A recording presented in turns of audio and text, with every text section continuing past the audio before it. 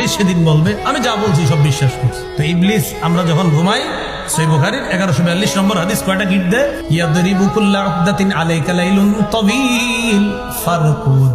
শীতকালে যন্ত্রণা বেশি করবে শীতকালে, কারণ লম্বা রাত। ও চায় না যে শীতকালে ইমানদার, কারণ ইমানদাররা শীতকালটাকে ইবাদতের বসন্তকাল হিসাবে নেয়।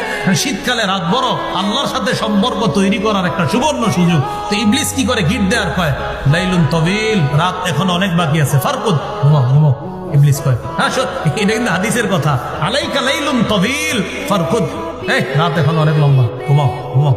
প্রত্যেকটা গিট দেওয়ার সময় এই কথা বলে। ফাইনিস্তাইকাযা, ওই ব্যক্তি যখন ঘুম থেকে জাগ্রত হয়, ফাযাকারাল্লাহ, আল্লাহর নাম স্মরণ করে, আলহামদুলিল্লাহিল্লাযী আহইয়ানা বা'দা মা আমাতানা। মিয়া ঘুমের তো ওঠার দোয়া পারেন না, আর ফেসবুকে স্ট্যাটাস দেন। কওমি মাদ্রাসাগুলো একটু পরিবর্তন করা দরকার, শরম করে না?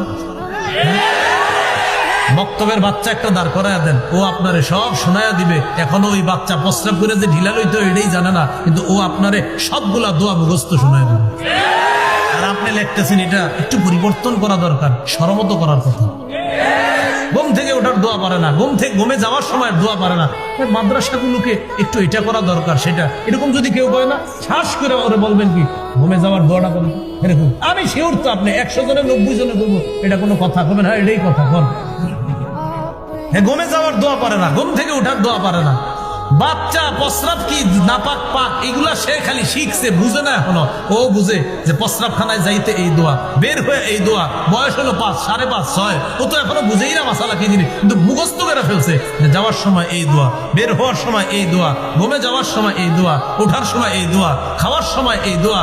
তো আপনি কিভাবে ওদের বিরুদ্ধে লেখালেখি করেন? আপনার তো একটু লজ্জা থাকা দরকার। এদের কিনা লেখালেখি করে, উনি খুব গবেষক। তো ইবলিস কয় ঘুমাও, প্রথম গিট, দ্বিতীয় গিট, তৃতীয় গিট। যেই মাত্র লোকটা জাগ্রত হয়, হওয়ার পর যখন দোয়া পড়ে, ইনহাল্লাত উকদাতুন, একটা গিট খুলে যায়। ফাইন তাওয়াদ্দা, এরপর যখন ওযু করে, ইনহাল্লাত উকদা, আরেকটা গিট খুলে যায়। ফাইন সাল্লা, সে যখন ফজর পড়ে, ইনহাল্লাত উকদা, 3 নম্বর গিটটাও খুলে যায়। ফাসবাহা নাশীতান নাফসি, সে উদ্যমী হয়ে উৎফুল্ল মনে প্রভাত যাপন করে, প্রভাত শুরু করে। তার দিনটা উৎফুল্ল মনে, উদ্যমী মন নিয়ে তার দিনটা শুরু হয়। তো ঘুমের মধ্যে থাকলে কি আর এই উৎফুল্লতা পাওয়া যাবে? অথচ ভোরের হাওয়া কত বরকত। সহিহ বুখারীর বর্ণনা 3343 নম্বর হাদিস, রাসূলুল্লাহ সাল্লাল্লাহু আলাইহি সাল্লাম বলেন, নুসিরতু বিস-সাবা, আমাকে ভোরের হাওয়া দ্বারা সাহায্য করা হয়েছে। কি হাওয়া দ্বারা? ওয়া উহলিকাত আদুন বিদ